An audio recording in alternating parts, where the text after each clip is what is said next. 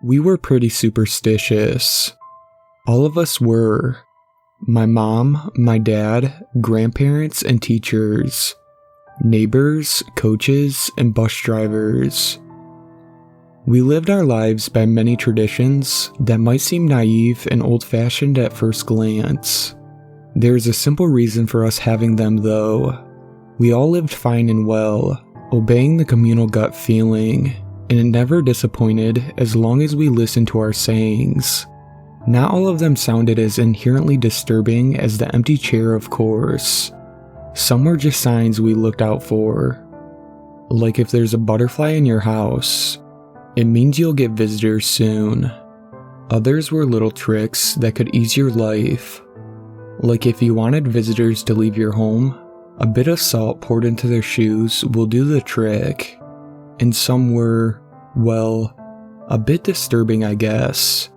Like, if you lean over a railing, the devil will grab you and pull you towards the ground. That one we really can't fact check, unfortunately. As I said, there were many of those.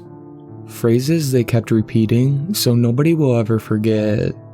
And the one I've heard the most in my life happens to be the one about the chair. Never leave a chair in your bedroom empty at night. Dad repeated it every night like a prayer when I was still little. And Mom would come by later in the evening to make sure I had a backpack, some books, or even just a jacket lying on my desk chair. It was the only one in my room. As I grew older, they didn't need to remind me anymore. The phrase was deeply ingrained into my brain. I still heard Mom's footsteps at night though. I suppose she wanted to be really sure nobody would be taking a seat next to me at night. When I was younger, I didn't understand why this was so important to everyone I knew. To me, there was one simple solution to the whole hex altogether. Simply not having a chair in your room. You don't really need it when you have your own bed anyway. Except for doing homework, maybe.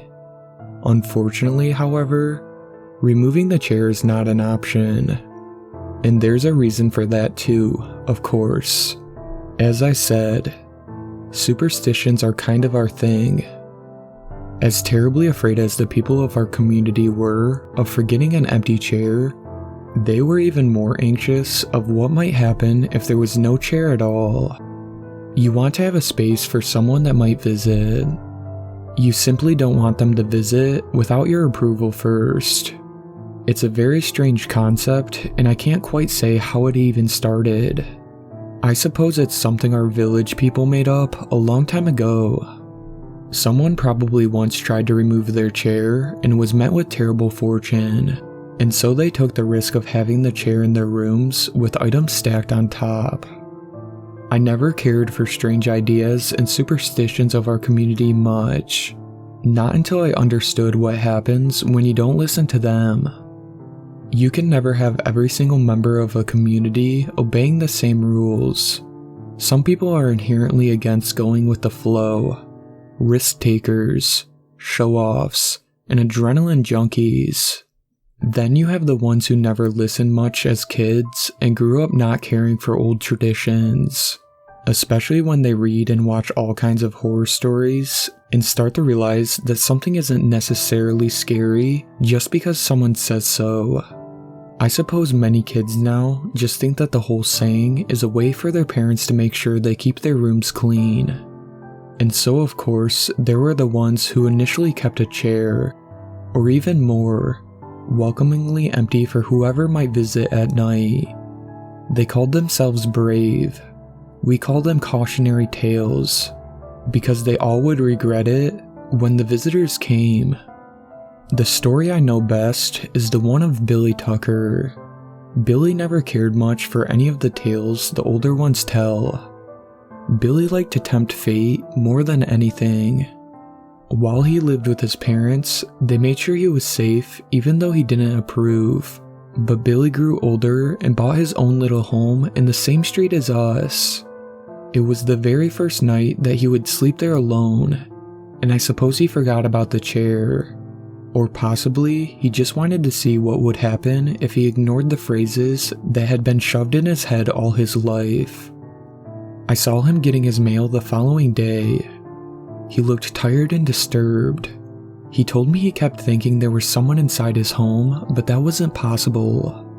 Nobody ever broke into a house around here.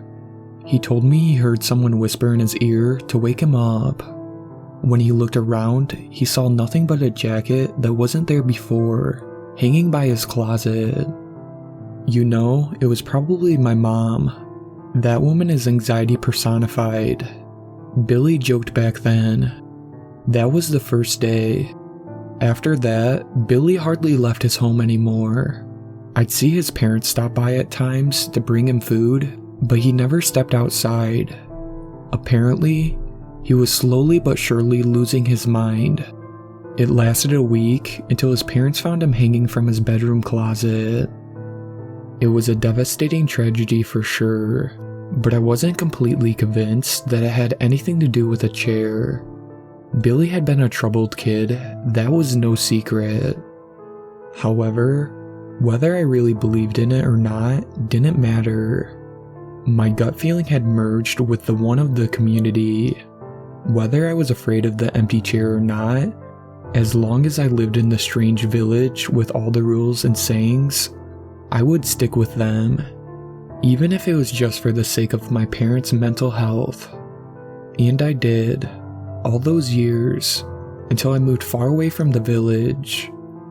Living in a big city was far different than anything I'd ever imagined. I suddenly had a sense of freedom I never perceived before. At first, it was overwhelming. All the places I could go to and all the things I could do, but after a while, I realized that this was exactly where I belonged. I found new friends, got a nice studio apartment, and a new sense of my own identity. But of course, the words I heard all my life stuck with me, even far away from our village. I suppose a part of me believed in the superstitions, at least to some degree, but I always believed that I left them with me at my old home. I didn't believe they would follow me. Not until the night. I came home rather late after drinking at the pub with a few friends. I could hardly keep my eyes open and went to bed pretty swiftly. With the last bit of consciousness, I heard the bag on the chair in my room slip to the ground. My gut kept telling me to go and pick it up, but my drunken and tired mind said that everything would be fine. I should have listened to my gut. It was still pitch dark out when I woke up by the sound. It sounded as if someone was moving inside of my apartment. At first, I didn't register much. I guess for a moment, I forgot that I lived alone. When the realization came to me, my eyes opened wide. My heart started racing and I had to control my breathing. I collected all my courage and quietly moved my upper body up so that I could inspect my surroundings. There was nobody there, at least as far as I could tell with the dim light shining through the window. To calm down my nerves, I got up from bed and turned on the lights. The good thing about the studio apartment is there aren't many rooms where someone could hide. I checked behind the corner in my kitchen. I checked under my bed and in the bathroom. There was no sign of someone being inside, until I saw the coat rack. Most of my jackets are black, so I didn't notice right away, but there was a coat that didn't belong to me, as well as a black top hat. My eyes moved to the ground when I saw the big leathery shoes with dirt underneath them. My entire body started shaking. "Hello?" I called out into the empty room. There was no response. Of course, I called the police and they checked every single corner, but there was not a single sign of anyone breaking in. As they arrived, the coat and shoes were gone, but I still saw the dirt stains on the ground. The police were clueless. I'm not sure whether they thought I was insane or on drugs, but finally, they left and I was alone again. A part of me wondered if I possibly dreamed it all up or I mixed up the coat with one of my own. But in the end, I knew I was just lying to myself. Someone had been in here, and it was my own fault for leaving the chair empty. I figured there is one simple solution to my problem. So the following evening, I made sure to stack enough items on the top of that chair to make sure nobody would even think about taking a seat in there. It seemed like a decent plan considering the ridiculous superstition I was following. I didn't realize, however, that there wasn't going back after he messed up once. That's what happened to Billy. On the first night, you question the act. You can't believe that there could be anything true about that old saying. And how could it? You make yourself completely paranoid. The following night I was still confident, at least to some degree. The fear was still very much present, but I believed to have a solution. I had books and clothes stacked upon my chair, and after a couple of hours of tossing in my bed, I managed to fall asleep. What you don't realize is the effect the visitor has on you. It starts nibbling on your mind. If you invite it once, it learns your scent, and it will continue coming back each night. No matter where you go or if you stay up all night, it won't stop until your mind can't take it anymore. I knew that. I'd heard all the stories. I just never believed how cursed we truly were. That night, I woke up by the sound of a whisper. The words made no sense to my mind, but they were near and felt thoroughly unkind. A hand was grazing my face, but when I opened my eyes, there was nobody to see.